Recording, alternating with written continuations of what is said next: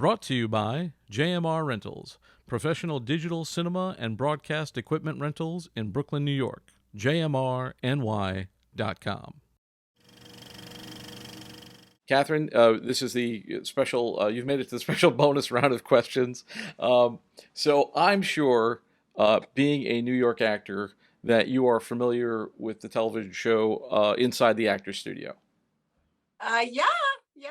I'm a member. I'm a lifetime member of the Actors Studio. So James Lipton. Yeah, I know of his show. Yeah. Unfortunately, Mr. Lipton passed away not too long ago. But at the end of that show, if you recall, he used to ask people this questionnaire that was developed by Bernard Pivot for a couple of shows that he had. One of them is called Apostrophe.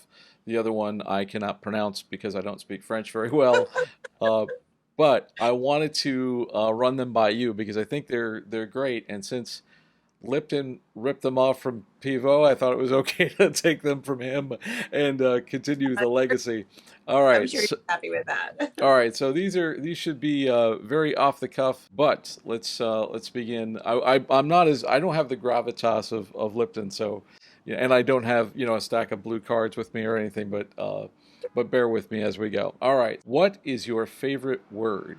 I think because I am a New Yorker, probably my favorite word is quiet. Like think I think if you ask any New Yorker what their greatest desire is in their real estate, or maybe at the end of their day, it would be the word quiet. Like for New Yorkers to have quiet is an extraordinary thing. And I think it's in all of our hearts very deeply. What is your least favorite word? Quiet.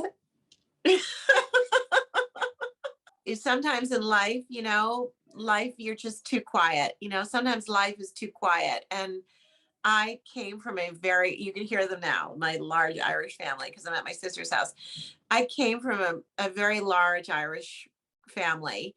And, you know, when you grow up in that sort of like doors are opening and doors are closing and people are coming in and they're going out and people are hugging you and they're not hugging you and they're saying hello and they're eating with you and they're not eating with you. And it's like you become part of this constant sense of like a movable feast of human energy. And I think that that's what attracted me to this business. I love the players and I love the plays and I love the people. And I also really love people, and I love the energy that is people, the energy that comes from being with and among people. And it's probably why I will always be a New Yorker. That kind of leads me to the next question, which is what turns you on creatively? People is what really turns me on creatively. I think I think creatively the ability to sort of quiet one's own sense of ego drama and quiet one's own sense of the critic, and quiet, enough that you can get it out of your way, that you can get out of your own way and enter into the living, breathing organism that is working on set or working in the theater or working in film or TV or wherever. That is the most profoundly inspiring thing, to play off the energy of people, to listen to people, to be in relationship with people, um, to honor the fact that we're all out here trying to create and trying to do our thing. I think that that's for me the greatest of inspirations. It's just sometimes I really just love being a fly on the wall, and I love just watching what it is that people are creating, and it's inspiring. Conversely, what turns you off? I think what turns me off is when someone abuses someone on set, like sometimes, you know, people get stressed out or whatever, and they're going through something, whatever they're going through. and they yell at the PA, or they yell at the craft service person, or they, you don't have my such and such that I need. I need rice cakes. I have to have rice cakes. I have to have rice cakes every day, and they don't have rice cakes in craft services. And what am I going to do? There's no rice cakes. And it's like, okay, well, I don't know, cut an apple. I mean, like, I I feel like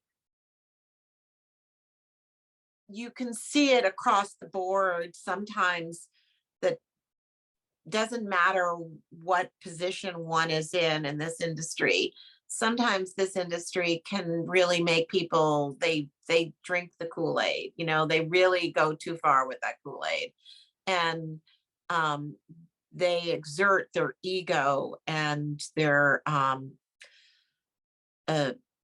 the sort of negativity of that ego in a way that is not loving, not caring, not inclusive of the creative moment or of others, because they've decided that for that second of the day, that they're the most powerful person on planet Earth, and in that moment, that's it. And I don't think anyone in this industry discovered, penicillin, or, the cure for polio, or um, any of those amazing things. And so I think it's important to remember that, we're making we're making art, which is profoundly important. But I think that people should remain really loving and caring of each other, up and down the chain of command. Favorite. I don't think there's anybody who's worked in this industry for more than a minute that hasn't seen that. Next question: what is the sound or noise that you love?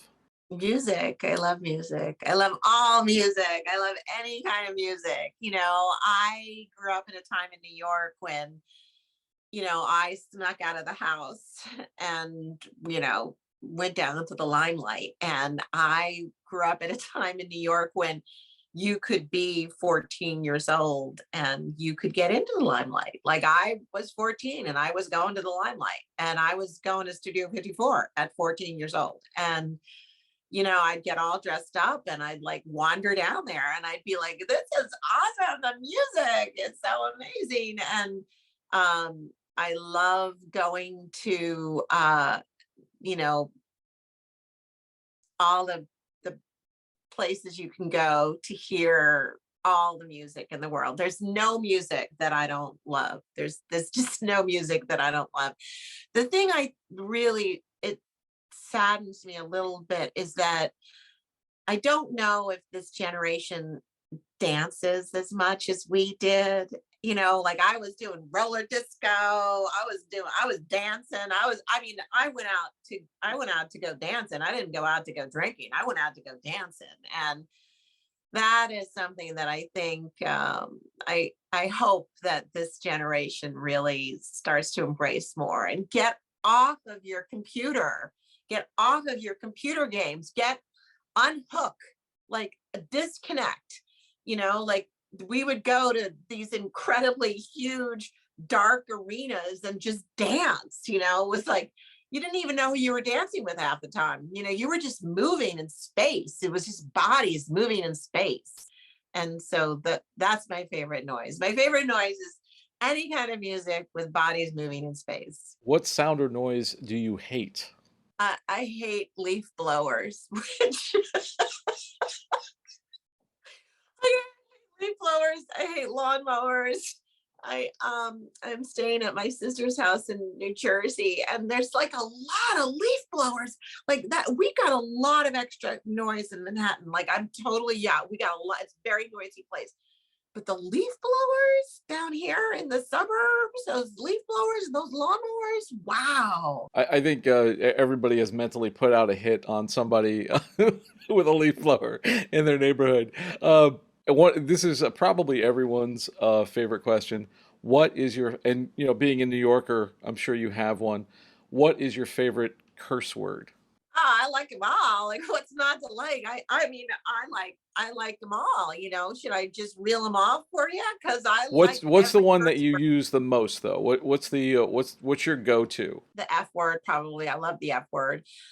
Although I mean, they're all so useful, and I really feel like, some people say, well, cursing is like the lowest form of human communication. You don't need to really think too hard when you're cursing. But then again, I really do feel that cursing is like so effective and it's so awesome. And it's like, I curse like the old expression, a sailor. I mean, I have a real sailor mouth. So I don't know.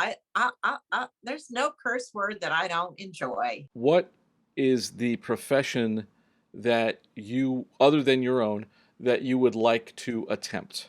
A senator down in DC. That's what I'd really like to be. And I'd like to, yeah, I'd like to bring the magic of the constitutional democracy that we're in to some of the members of the GOP who seem to have forgotten that we're in a constitutional democracy. And conversely, what profession would you not like to attempt? What would you not want any part of? I don't think I'd want to be a lobbyist. I I don't think I'd want to do that job. I don't think that's like being a lawyer for, I mean, maybe I could be an environmental lobbyist, but being a lobbyist for something I didn't believe in and talking to people to convince them of something that I was being paid to convince them of, when it was something that I maybe didn't believe in, or maybe wasn't even really good for people. I think that would be something I wouldn't want to do, because I have to kind of believe in what I'm doing, and I'm never going to get wealthy that way. But I guess I get to wake up every day and believe in my day. And final question, if heaven exists, what would you like to hear God say when you arrive at the pearly gates? Action. I